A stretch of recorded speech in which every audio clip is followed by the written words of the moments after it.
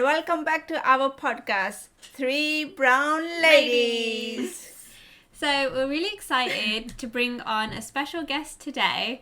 Obviously, during lockdown and quarantine, we're doing something a bit different and bringing you a virtual podcast so you can still communicate and get to know each other and open barriers during this time. He's a published author, he's a history teacher and also a podcaster. So he's got lots of knowledge, lots of information. So we can't wait to get talking to him today about quarantine. Hi, how are you guys? Thanks. How are you? I'm good. I'm really excited to kind of be on a podcast with like a family of people like working together on a creative project like you guys are. Yeah, we're really excited. Like we've obviously met Saif a few months ago face to face before pre-quarantine and I feel like as soon as we met you we just could feel your energy, like it's all about energy, and we could feel you were a genuine, like really warm person, and we just knew that we definitely wanted to get together one day. Very chilled, wasn't it? Very chill. Very I appreciate that. very open. Because, you know, some people can be very closed. You're very open to say how you feel and your opinions. So let's get into this quarantine chat. So the first sort of definitely burning question for us is, what has actually changed for you routine-wise pre and after quarantine? Well, this time outside of quarantine, I'd be teaching regular schools in kind of, the normal timetable of school, and then coming back, just like most people out there would be working and coming back home. But with the quarantine change, and with the Ramadan quarantine timetable, I guess the timetable for sleep and the sleep pattern has changed so much. So with sleep itself, like I'm finding myself going to sleep a lot later, but sometimes I feel like it's still important that we have to wake up quite early. So my routine, generally I still wake up quite early regardless, because if I don't, then the pattern and the kind of discipline that I have with my lifestyle would kind of fade away. And I noticed that normally in my usual summer holidays, but now that I'm in quarantine and lockdown, I just feel like, I need to keep to a strict discipline so that I can keep healthy, I guess, healthy all around, spiritually, emotionally, healthy physically, and also mentally as well. I definitely agree. Like, you have to keep some sort of discipline in. Girls, how do you feel like your routines have changed and input on that? Yeah, I think it's mine. It's different, isn't it? It's really like first week was really hard for me as well, because I'm quite used to I'm a very like a routine person, and if that breaks, it takes me a little while to readjust. The first week was really kind of hard because I didn't want them to see or in my face. Working from home, it was challenging, wasn't it? Definitely. The first few weeks was a major adjustment for us. Like Kieran, I suppose you can.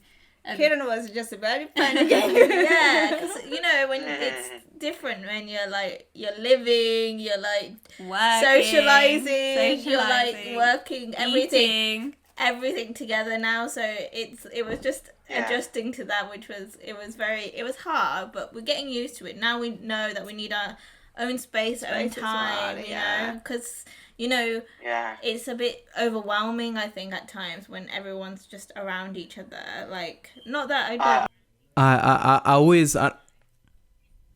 I think I definitely mentioned this in another podcast where I said that one of the most important things to kind of keep sane during this time with your family is actually to be self-isolated from your family sometimes, just to be locked up in your own room. As much as we've enjoyed the company, like we love each other, we get on and we literally are best friends. So I think we were like, woohoo, quarantine, like togetherness. And then we were like, actually, you need your space, and that's worked for us now. So we respect that. You have to also respect your family's space. So if, like Kieran is saying, I don't want to be part of this TikTok today, I'm just going to take a lie-in or something, then me and Mom will just carry on and give Kieran that space. So I think that's another thing, is respecting each other's boundaries and when someone needs their time out. That's been a good learning curve for us as well. And things for you to do as well. So sometimes, just things like exercising, isn't it? And reading and things like that. Going for a walk, getting some fresh air. No, I agree with that. I think there's a lot of learnings that you can make, not even, or I guess in parts of like how someone needs space, but also testing the patience of each one of you guys as well. Like, how much can you guys like be patient with each other, and what your limits are. And it's nice to see what your limits are, so then the other people can actually get an understanding of how to cater around you as well. Have you got an example or a story of you or your family having to readjust to this lifestyle? I think the biggest example that I can give you guys is now that we're in Ramadan itself, like having all the mosques closed, and you guys would have known with your Muslim friends and family that they would usually go outside at night time to pray for their nighttime prayers. Now with all the mosques closed and this kind of gathering can't happen, and my dad's the leader of these mosques, so he usually has to lead the whole prayers. So the first time in about 40 years he's actually having not to be able to do that, and he's not able to lead the prayers, and we're doing it at home, which is very interesting. In one way, it's the first kind of Ramadan we've ever had in their life, in our life, so it's probably one in over many hundreds and hundreds of years, whereby people are just at home and praying rather than in the mosques, which is the biggest change we've noticed, not just for us but every single Muslim family out there. I think like that story in itself is such a powerful story, because it's like 40 years of someone's like goal and mission, and having to adjust to that is just like, is basically history in the making. How does he feel? Yeah, how does he feel? I think he's taking it as a blessing. Like, he's looking at it thinking, I'm gonna be taking this as a huge advantage for myself, because it's like it's an opportunity for him to do it with my mom and my sister. My mom and my sisters have never taken that opportunity to go to the mosques as well, even though they've never done that. But because we're at home now, it's like they're gonna have to take this opportunity. So for us, it's like the first time we're praying with the sisters and the my mom as well. So it's really interesting in that sense. Cool. So it's like it's almost like that's what I think about quarantine lockdown, which is really cool. It has pros and cons. You change your normal routine, and you could actually find a benefit that you might carry on with. There is a lot of benefits. Like, even within the first 2 weeks, they were talking about how pollution around the world has dropped so much, and nothing exactly. No factories are running. It's like and if you look at it deep enough, there are going to be so many other benefits as well.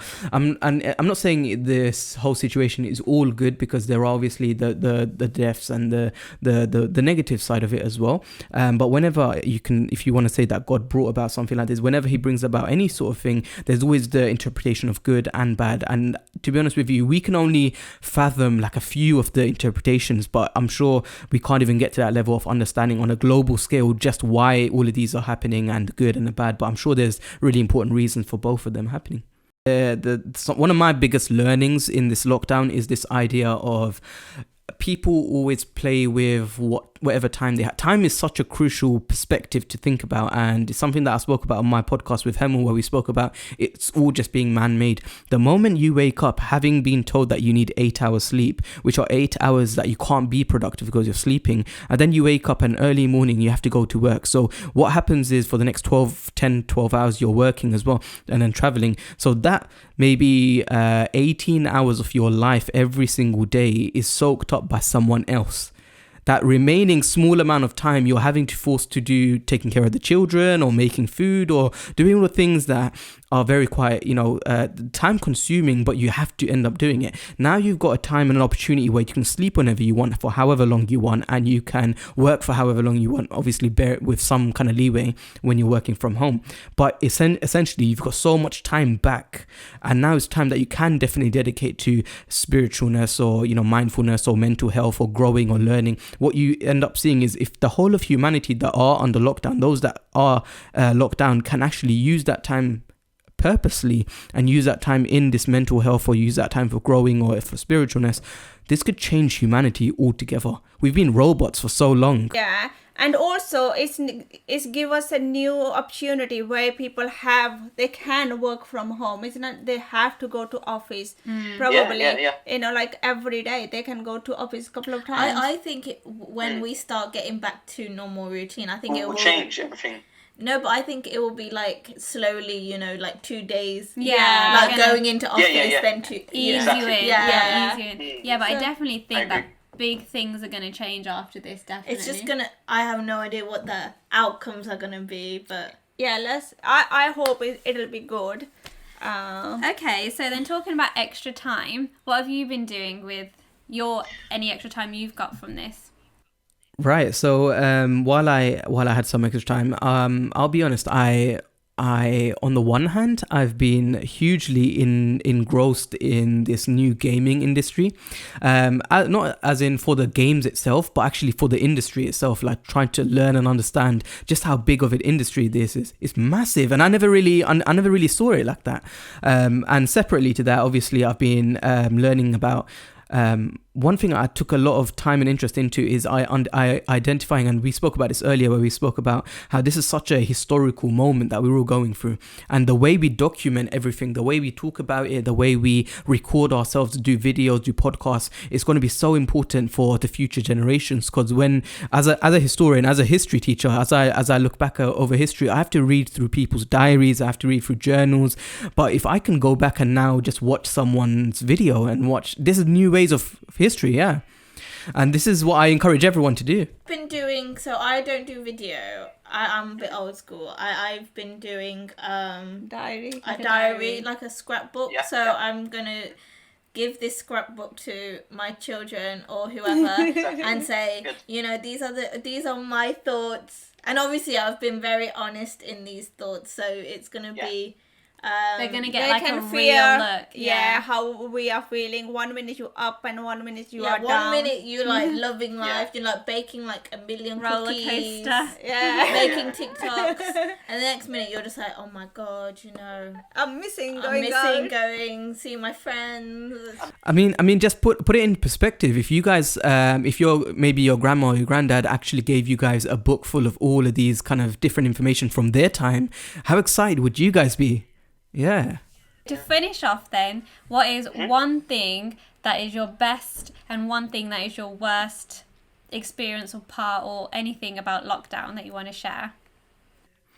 Okay, well, I think everyone would agree the worst part of it is death itself. So I'm not going to mention that perspective itself. My worst that I would say as something that is a little unordinary is just the limit of internet. Like, everyone's streaming and everyone's using the internet in the household, and I live with a family of like 6 people, and I realized, like, you know, just how much we're relying on technology, Zoom, all these different apps, and I think the idea of relying on the internet and relying on certain companies to provide for us has been the worst kind of learning or worst kind of thing that I've taken out from this.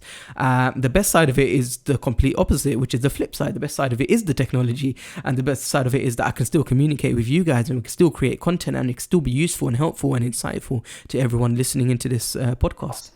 Yeah, I agree. Yeah, To it's be fair. really agree. Yeah. Yeah. It's really agree. Oh, yeah. Really agree. I really agree. I really agree. Yeah. But yeah, I think obviously we're going to wrap it up. We could talk for hours and hours, I'm sure. Like, you're so insightful, and I think we have so many similarities between us. So thanks for coming on our podcast. I hope you enjoyed No problem. yourself. I did. It was nice talking to you guys again. And I hope everyone got something from this. Are you writing any more books? I am, but what I'm looking to do is actually go back on my first book and just kind of adapt it a little bit, and then I'll be releasing a second book probably after I get married. Really, I've got so many more things that I've got lined up, and so many things are getting delayed with this lockdown. So Yeah, so everyone go check Saif's page. Goes obviously give us a subscribe down below. You know what to do. Hit that like, all that good stuff. And yeah, we'll see you in our next podcast.